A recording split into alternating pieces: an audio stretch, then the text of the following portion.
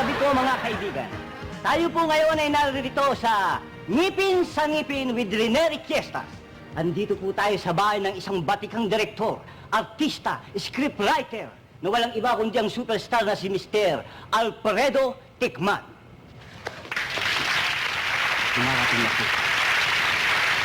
Pinapakiusap lamang po namin na huwag po kayong sisigaw. At baka siya po ay mabigla. Meron po siyang sakit sa puso at baka sumpungin siya. Lalapitan ko na lamang po siya.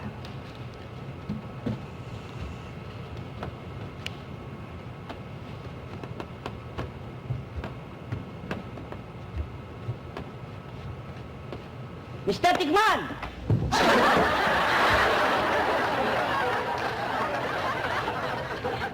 Mga kaibigan, patay na ako.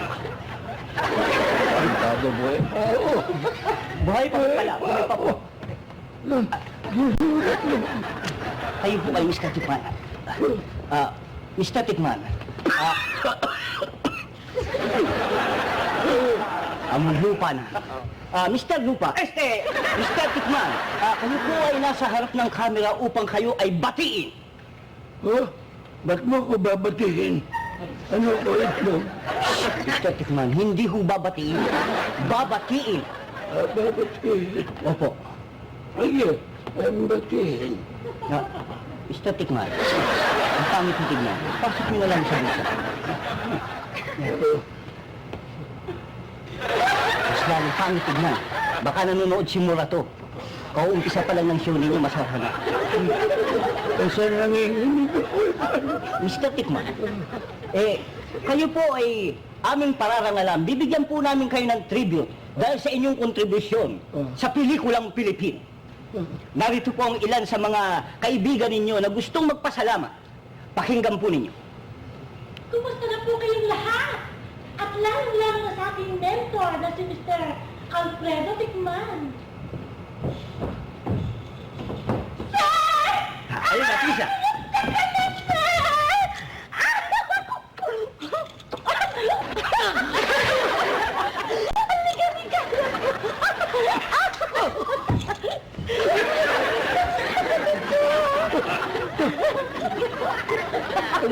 Ano ba ito, lampshade?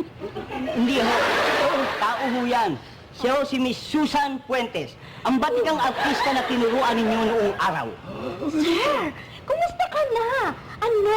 Naku, alam mo, matagal na kitang hinahanap. Iupo kita, sir. Sige.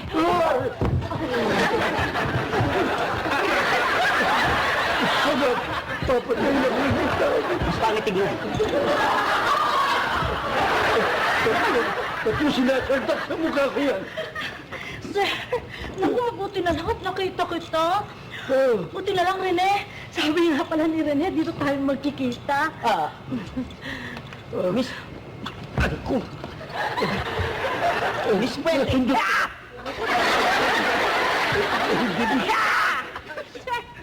Sir naman eh. Mr. Tikman, baka mabasa. Get mas ka. ano ba? Kayo, Miss Puentes, ano po ang masasabi ninyo tungkol kay Mr. Tikman? Ay, napakabuting yung tao. In fact, siya nga nagturo sa akin para umarte. Yung mga teknik Ngayon lang. Ha? Masahisa ka ba?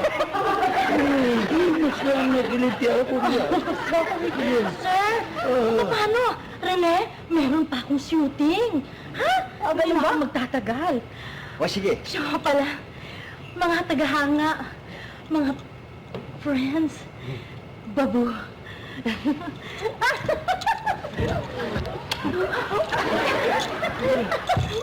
Huwag na lang. Bastos. Kita niyo na, Mr. Tikman? Mr. Tikman, meron pa pong isang tao na gusto nga bumati sa inyo. Sino naman yan? Pakinggan niyo po. Basta saan? Hindi ho. Ito po.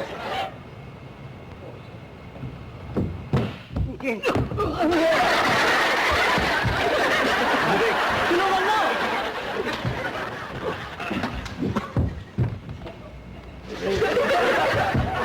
Oh, naku.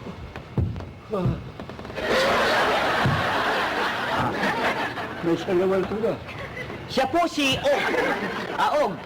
Tungkol din sa interview sa'yo, totoo ba na siya ang nakadiscover sa'yo? Ito yun. At hindi ko kinahiya. Dati ako isang kargador sa palengke. Nung minsan, nag-shooting si Direk doon at nakita niya ako. Kinumbinsi niya ako mag-artista. Ang katunayan, siya pa nga ang tumulong sa akin. Nakita ninyo mga kaibigan kung gaano kabait si Mr. Tikman. Tinutulungan niya ang lahat ng gustong humingi ng tulong sa kanya. Kita ninyo, pinag-artista na, ginawa pang manunula. Kaya ako'y nagpapasalamat. Ayun lang. Nadumi ang puso ko. Inisin mo po lumipag. Alam? Kaya ako'y nagpapasalamat, Direk. Sige, ayos na ako. Sandali. May shooting ka pa ba? Wala, marami pa ikakarga sa truck.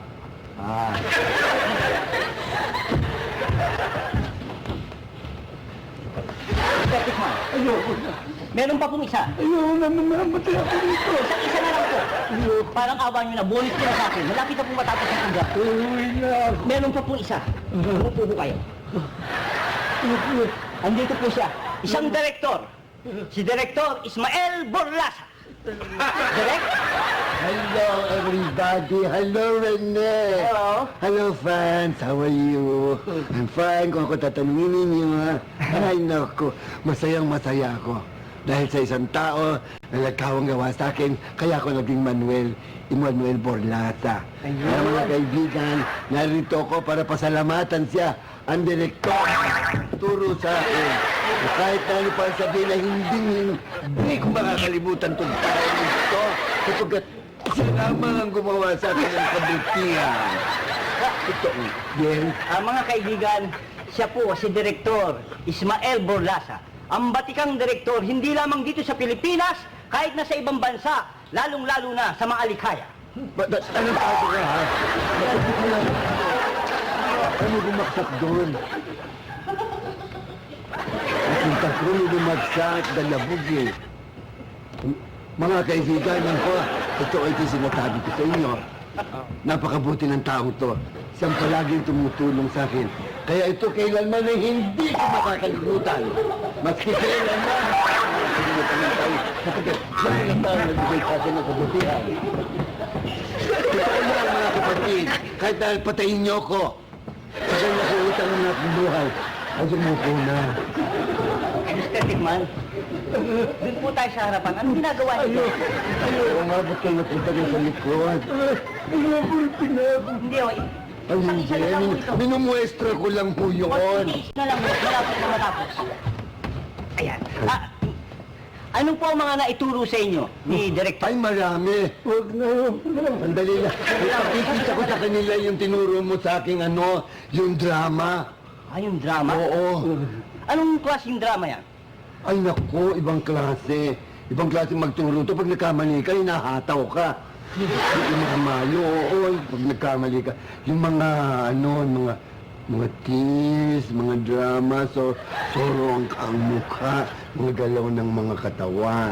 Maaari bang ipakita niyo sa amin? Ay, meron ako isang eksena hindi makakalimutan kailanman. Anong eksena yan? Yung drama. Yung to kill or not to kill. At totoo yan. Maaari bang Alam mo ipakita kasi niyo? ito si Profesor, ayaw niya ng biro-biro, gusto niya makatotohanan. Maaari bang ipakita ninyo? Dala-dala ko Yan, pa. Dala-dala pa. Totoo ito ah! Oo nga. Ayaw nga niya na hindi totoo eh. Ganun ba? Nagalit siya rin sa kaibigan niya dahil pinagtaksilan siya. Ganun, pinagtaksalan siya. Bakit? Pinagtaksalan. Pinagtaksalan. Ito, ginawa niya. Anong ginawa niya? Nagalit siya. Taksi na kaibigan. Diyan.